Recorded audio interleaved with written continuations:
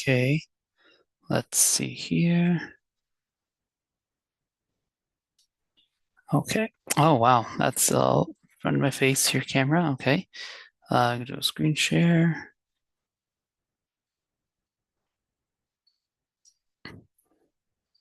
Okay. Share. All right, great. Hi, my name is Melky Azir. I'm a English student here for this course, and today I will be going over my annotations then for my assignment. Let me take a quick look here. There's my email. Oh, there it is. So for this assignment, I use an annotation key. My format was using circle for unfamiliars, brackets for unfamiliar passages, highlights for key ideas, and exclamation points for surprises as well. And in this from here, most of my notes and obligations as I go through from here usually be comments or notes, general observations that I've seen and observed here during this thing. Interesting study from here. I put in my notes from a marketing communication journal, speaking for people who are academics and also anyone who's interested in marketing and anyone who's in academics versus general public as well. So I circled out word abstract to define the term and to understand what it really meant then and put in my little answer what I found, which is the preview of the article summarizing how and what the authors found out. I also managed to highlight this. I've also managed to add comments, particularly my questions I had, comparing just a game to a film in terms of aspects of using nostalgia. I know the overall point from the usage and the conclusion is that how the use of nostalgia semi works. It gets initial appeal, but then dies off, and there's nothing really changing or too much change there as well. So my answer gets question later on here, but these are just general thoughts I read from there as well. Um, Parts of Spanish, I did not highlight or do anything because I can't read Spanish. I could read a little bit, but not much of that. So also talk about the introduction. Highlight the word, circle the word delineation, just to remind myself that I don't know all these words here and that there are some words that I'm unfamiliar with that I should get some more clarity as well. And then as I continue on from here, I would have some pedantic notes me of myself from here of just being like, hey, Pokemon Go, I don't consider it a video game. It's a mobile game, has different features and different qualifications, but that's just here and there. I know what they're trying to say with the article from here, but I feel that's an important element that I would consider, but that's the key thing.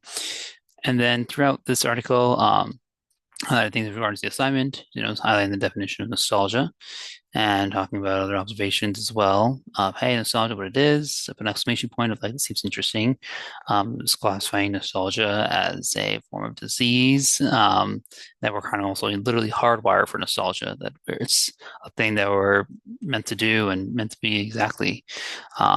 And then you also have things there's notes here when I talk about the dopamine levels is that you can start feeling nostalgic to increase dopamine levels, feeling sad. It could also almost make a feel feedback loop as well of how, oh, I mean, feel most nostalgic, thinking the same things again, drinking the dopamine, but also certain points where you're just not getting enough dopamine for feeling nostalgic because, the habituation, doing it again and again and over.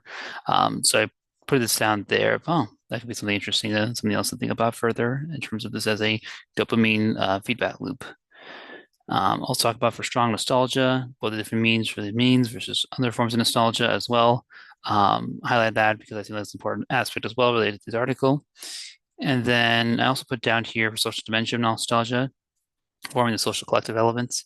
I put it down for the r/nostalgia page on Reddit. Just a bunch of people putting in there, being like, nostalgia for this, nostalgia for that, and there's almost communal group thing as well. I also talk about the various BuzzFeed articles back in the 2010s, just talking about, hey, 90s kids remember this. You're a Gen X kid when this happens from here. Just articles signifying, hey, do you remember this time? And these symbols to recall people back from that time as well. And then included in here, highlighted those things with such knowledge, especially historical nostalgia. And I put an example of you see those memes or references of people online of men who want to be in the Crusades or Night on Fighting Battlefield. It's like we weren't ever around for that time. They have the stories and ideas, but it's enough to get you some form of nostalgia and scenes as well within like the example 1950s or 60s, 70s fashion style, for example, people feeling nostalgia for those, even though they have not lived in those moments or have any experience of this. I also put down here as well that there is the superiority of content consumed during one's youth, and I'm guilty of doing that as well. I feel that's a common thing for everybody.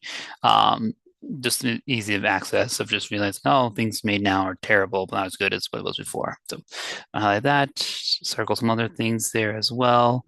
I put it down in interesting notes about how technology can partially can hurt recreation. For example, mobile film grain via high definition, use of remastering.